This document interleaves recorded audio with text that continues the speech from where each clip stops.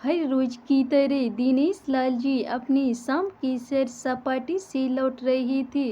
वह अपने जूते उतार ही रही थी कि बहू ने पूछा, बाबूजी आज हम पार्टी में जा रहे हैं, हम वहीं से खा कर आएंगे। आज रात के खाने में क्या खाएंगे बताइए। दिनेश लाल जी सोचने लगे, आज रविवार तो नहीं है और ना ही किसी की शादी है, जरूर किसी पार्टी में जा रहे होंगे। छोड़ो, मुझे क्या करना इस उम्र में। अपने विचारों पर काबू करते हुए दिनेश लाल जी बोले, ऐसा करो बेटा, मेरे लिए 2 रोटियां बना दो, दूध के साथ रोटियां ही खा लूँगा।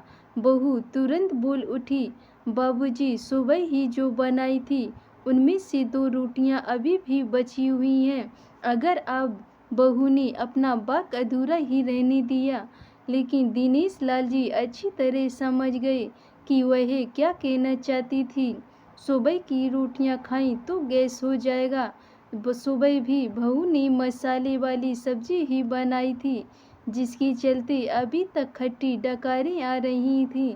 और इस उम्र में पेट को संभालना मतलब किसी बिगड़े हुए बच्चे को संभालने से भी ज़्यादा कठिन काम है। बाबूजी बहू से बोले, नहीं बेटा, इस उम्र में सुबह की रोटी नहीं खा सकता, तुम्हें थोड़ी तकलीफ होगी, लेकिन मेरे लिए ताज़ी रोटी बना दो।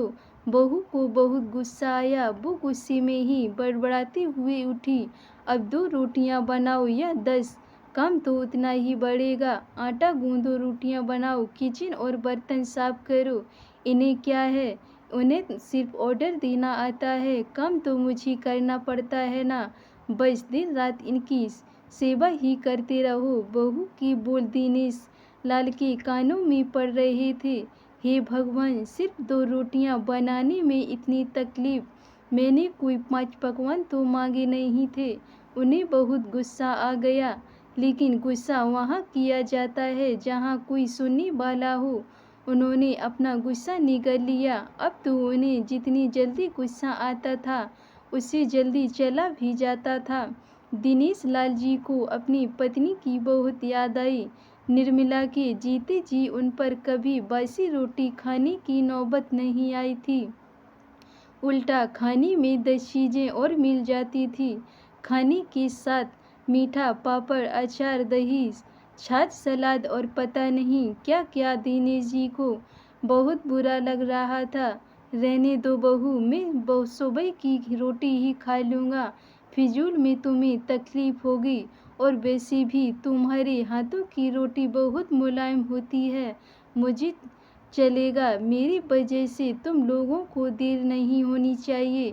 बहू को तो सोने से पीला मिल गया। वह अपने आवाज़ मीठा करते हुए बोली, बाबूजी आप चाय लेंगे क्या? दिनेश लाल जी अपनी चाय पीने की इच्छा को दबाते हुए बोले, वैसे कोई खास इच्छा नहीं है चाय पीने की। अगर तुम अपने लिए बना रही हो तो मेरे लिए भी थोड़ी बना देना। हाँ बाबूजी, मैं अपने लिए बनाने वाली हूँ, आपके लिए भी बना देती हूँ। बोलकर बहू रसोई घर के अंदर चली गई। दिनेश लाल जी खुद से ही बातें करने लगे, अभी तो लाखों की जायदाद है मेरे पास, यह घर भी मेरे नाम पर है और खाते में भी लाखों रुपए पड़े हैं। कभी बेटा विषय निकालता है तो मैं बोलकर टाल देता हूँ कि मेरे बाद तेरा ही तो है सब कुछ, और फिर भी 1 कप चाय और 2 ताज़ी रोटियों के लिए तरसना पड़ता है। तो उन बूढ़ों का क्या होता होगा जिनके पास संपत्ति के नाम पर सिवा पुरानी यादों के कुछ भी नहीं होता। निर्मला को याद करके दिनेश लाल की आंखों में आंसू चमकने लगे और धीरे से गालों पर सरके। निर्मला के होते हुए उन्होंने घर का कोई भी काम नहीं किया था। आर्थिक जवाबदारियों के अलावा उनकी और कोई जवाबदारी नहीं थी। उनके व्यापार ने भी उन्हें अच्छा साथ दिया था। वह भी निर्मला से बहुत प्यार करते थे, लेकिन कभी जता या बता नहीं पाए। वह यही सच्चे दिल से मानते थे कि निर्मला उनकी किसी पूर्व जन्मों के पुण्य का फल है। लेकिन जिंदगी की भागदौड़ में वह निर्मला की मन की इच्छाएं पूरी नहीं कर सके। उन्हें कुछ जगह घूमने जाना था, लेकिन हर बार यह यात्रा अगले साल के लिए पोस्टपोन हो जाती। घर बार और संसार की जिम्मेदारियां संभालते संभालते कब उनकी इच्छाएं उन्हीं के साथ चली गईं, पता ही नहीं चला। दिनेश लाल जी ने देखा उनके पोता और पोती दोनों ही स्कूल से आ गए थे। दोनों ने अपना बस्ता सोफे पर फेंका और दादाजी की तरफ दौड़कर उनके गले लगते हुए कहने लगे, चलिए ना दादाजी, खेलने चलते हैं। यही निस्वार्थ प्रेम के कुछ पल थे जिनमें दिनेश लाल जी भी बच्चों के साथ बच्चे बन जाते थे और सारी अपने दुख और यादें भूल जाते। वह कुछ बोल पाते उससे पहले ही बहू ने कहा, चलो छोड़ो, दादाजी को हमें पार्टी में जाना है, जल्दी से आकर तैयार हो जाओ, पापा भी आते ही होंगे। दोनों ही बच्चे दादाजी को छोड़ मम्मी की तरफ भागे। उनकी पोती 7 साल की थी और पोता 5 साल का था। दिनेश लाल जी अपने सोच में डूबे हुए बालकनी की तरफ गए। बालकनी में धीमी ठंडी पवन ने उनका स्वागत किया। बहू उनके लिए चाय बनाकर लेकर आई। बालकनी में रखी अपनी कुर्सी पर बैठकर दिनेश लाल जी घूंट घूंट करके चाय पी रहे थे। पी क्या रहे थे, निगल रहे थे, क्योंकि चाय के नाम पर सिर्फ कम शक्कर वाला गर्म पानी था, ना इलायची ना अदरक। दिनेश लाल जी मन ही मन सोचने लगे, बहू के जाने के बाद आज खुद अपने हाथों से चाय बनाऊंगा, इलायची अदरक और थोड़ी सी ज़्यादा शक्कर डालकर, और उसके साथ रोटियां खा लूँगा। रोटियों की याद आते ही उनका मुंह फिर खट्टा हो गया। चाय खत्म होने पर खाली कप लेकर वह किचन में रखने गए तो वहां देखा कि बहू और बच्चों का कप धोके पड़ा था। उन्होंने भी अपना कप धोकर रख दिया और अपनी डायरी लेकर बालकनी में आ गए। बालकनी में बैठे बैठे उनकी नज़र सूखी हुई तुलसी के पौधे पर पड़ी। उन्होंने एक लोटा पानी लाकर उनमें डाल दिया। कुछ मिनटों के बाद ध्यान से देखने पर उन्हें पता चला कि सूखे हुए तुलसी के पौधे में नई कुपले जैसी मुस्कुरा रही हो। टूटे याद आया कि निर्मला हर सुबह तुलसी को पानी और शाम को दिया दिखा देती थी।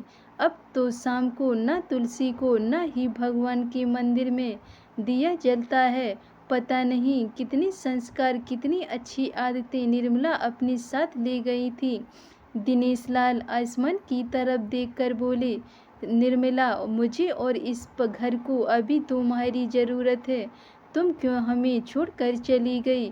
तुमने मुझे धोखा दिया, तुमने हमेशा साथ रहने का वचन तोड़ दिया, तुम मुझे अकेला छोड़कर चली गई। दिनेश लाल की आंखें भर आईं। पापा, इतनी ठंडी हवाएं बह रही हैं और आप हैं कि बालकनी में बैठे हैं, अंदर आ जाइए, नहीं तो बीमार हो जाएंगे। बेटे ने दिनेश लाल जी से कहा। बेटा, बहू और पोता पोती सब तैयार होकर पार्टी के लिए निकल रहे थे। किसी ने झूठ मूठ ही मन रखने के लिए भी उनसे नहीं पूछा कि साथ चलिए। बाबा, आप खाना खाकर जल्दी सो जाइए, हमें आने में ज़रा देर हो जाएगी। ज़्यादा देर तक जागना आपकी सेहत के लिए अच्छा नहीं है। हमारे पास घर की दूसरी चाबी है, हमारी चिंता मत कीजिए, बेटे ने जाते हुए कहा। ऐसे बोल रहे हैं जैसे मेरी सेहत की बहुत फिक्र है। कितने दिनों से बोल रहा हूँ, डॉक्टर के पास ले चलो, बीपी बढ़ा हुआ है, शुगर भी चेक करवाना है। थोड़ा सा भी चलता हूँ तो हाँफने लगता हूँ। बेटा कहता है कि बुढ़ापे में यही सब तो होता ही है न है, ज़्यादा भ्रम मत पालिए। वाह बेटा, बूढ़े बाप के पास बैठने के लिए थोड़ा सा भी टाइम नहीं है तेरे पास, और पार्टी के लिए टाइम ही टाइम है। ऐसे अनगिनत विचार उनके दिमाग में चल रहे थे, लेकिन फिर भी उन्होंने हाँ में सिर हिलाया। सभी पार्टी में चले गए। दिनेश लाल जी हॉल में रखी कुर्सी पर आकर बैठे।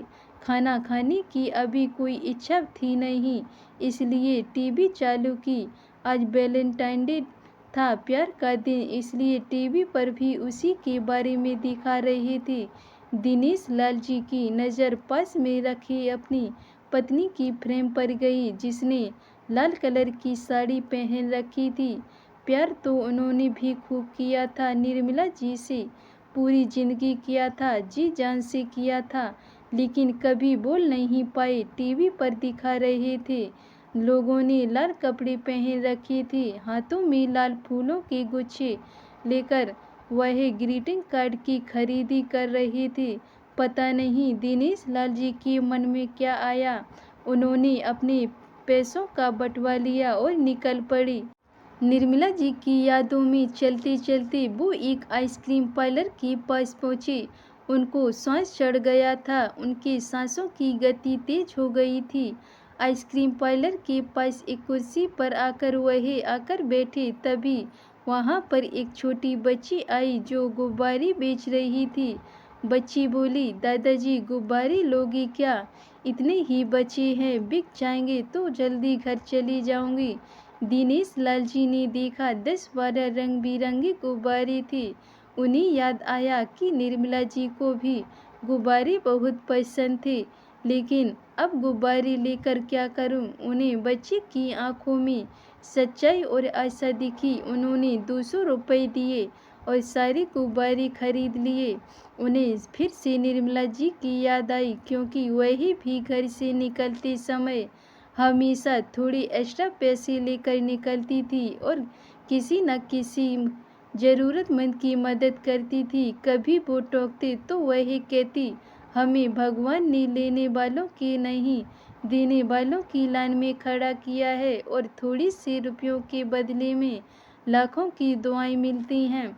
तो मुझे टोका मत कीजिए। आंखों में आंसुओं के साथ दिनेश लाल जी खड़े हुए रास्ते के बीचों बीच आए। उन्होंने आसमान की तरफ देखा, अपने हाथों में पकड़े गुब्बारे आसमान में छोड़ दिए और चिल्लाकर बोले, निर्मला, मैं तुमसे प्यार करता हूँ। उनकी सांसों की गति बढ़ गई, उनका शरीर लड़खड़ाया और जमीन पर धड़ से गिर पड़े। आसपास के लोगों को कुछ भी पता चल पाए उससे पहले ही दिनेश लाल जी ने इस मोहमाया की दुनिया को अलविदा कह दिया। उन्हें अपनी पत्नी से मिलने की बहुत जल्दी थी। धन्यवाद दोस्तों।